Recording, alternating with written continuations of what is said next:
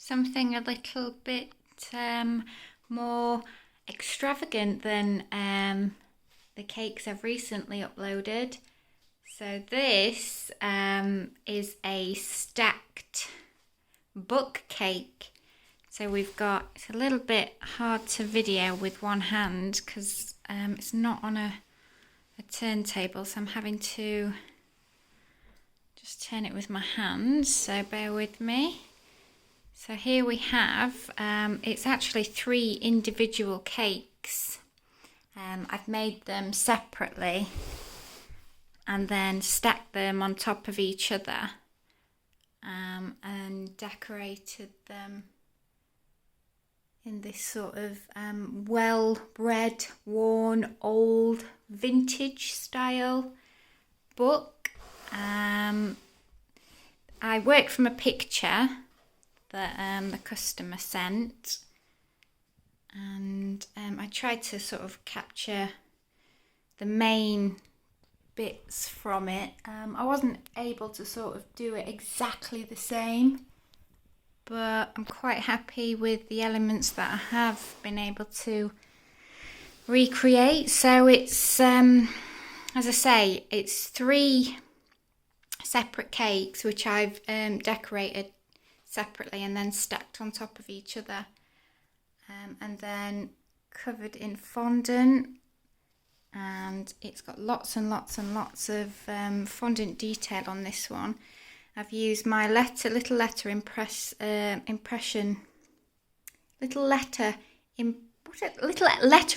that's what I'm looking for, to sort of get the writing on the sides of the cake, and then painted them in gold, and then used sort of lots of different moulds for these borders.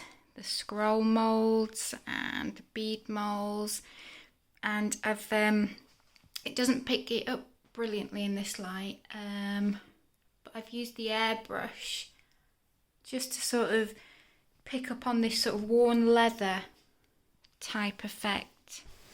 So it's like a red leather, and then I've used dusts and the airbrush to highlight, or should I say low light, the more worn areas. It's fairly big and fairly heavy. They've got boards separating the cakes as well, because it would just, that's hanging quite precariously, isn't it? As I say, I'm doing this with one hand, so bear with me. Yeah, so because the cake's quite heavy, it would need boards in the middle to stop it from squishing the cakes underneath. The pages in the book, it's quite easily achieved.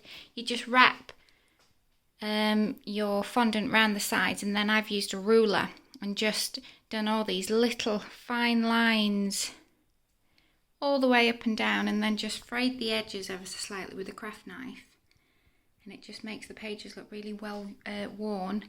And then gone in with, like I said, some edible dusts and the airbrush to give it this really well worn look.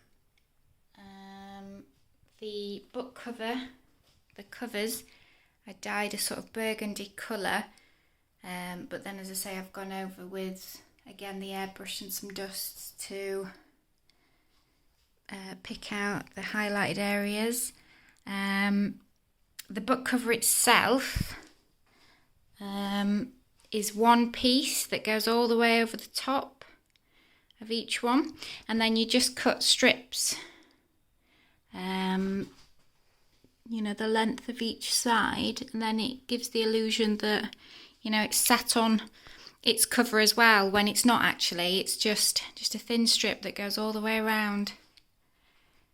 But yeah, this one, I didn't know how it'd turn out, but I am pleased how it's turned out. It's the airbrush. If you can get an airbrush, I would highly advise, because it just gives it some great effects. So there we are.